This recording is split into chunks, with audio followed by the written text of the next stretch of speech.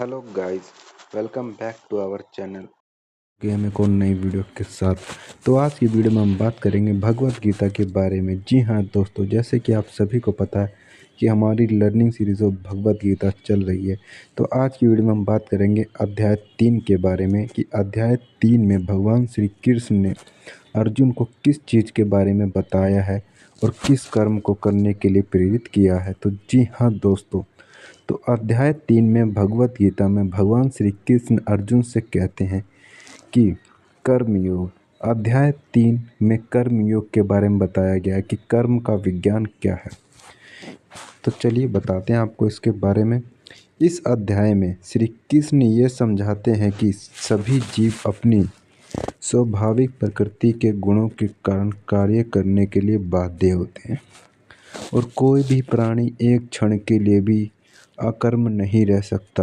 वह जो गेरुआ वस्त्र धारण कर बड़ा रूप से वैराग्य प्रदर्शित करते हैं, लेकिन आंतरिक रूप से इंद्रिय विशेष विषयों के भागों को प्रति आसक्ति रखते हैं, वह ढोंगी हैं।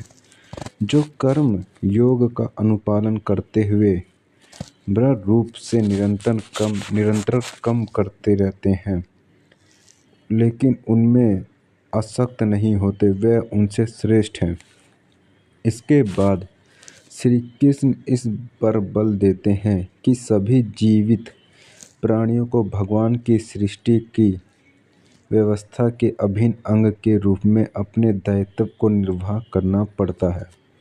जब हम भगवान के प्रति आभार व्यक्त करते हुए अपने कर्तव्य का पालन करते हैं, तब ऐसे कर्म यज्ञ बन जाते हैं। यज्ञों को अनुष्ठान वास्तव में स्वर्ग के देवताओं को प्रसन्न करने के लिए किया जाता है और वह हमें सांसारिक सुख और समृद्धि प्रदान करते हैं। ऐसे यज्ञों से कारण वर्षा होती है और वर्षों से अन्न उत्पन्न होता है जो जीवन निर्वाह के लिए आवश्यक है। ये जो इस सृष्टि के चक्र में अपना उत्तरदायित्व को स्वीकार नहीं करते, वह पापी हैं। वह केवल इंद्रियां सुख प्राप्ति करने के लिए जीवित रहते हैं और उनका जीवन व्यर्थ हो जाता है।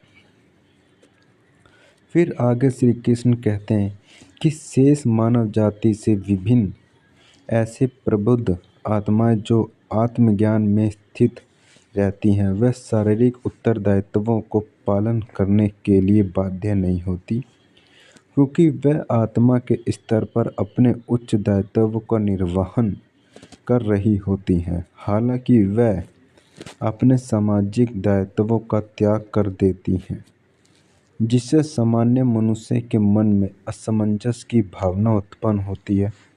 जो महापुरुषों के पद चिन्हों पर चलना चाहते हैं, इसलिए ज्ञानी पुरुषों को संसार के अनुसरण अर्थ उच्च आदर्श प्रस्तुत करने के लिए बिना किसी प्रयोजन यह अज्ञानी की ऊपर प्रवृत्त अवस्था में अपने नियत दायित्वों का त्याग करने से रोकेगा।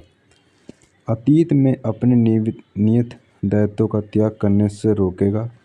अतीत में महान राजर्षियों जैसे कि राजा जनक और अन्य राजाओं का यही उद्देश्य था, जिन्होंने अपना सांसारिक दायित्व का निर्वहन किया था।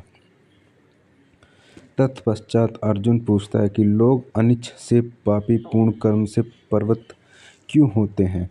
क्या उन्हें बलपूर्वक पाप कर्म से में लगाया जाता है?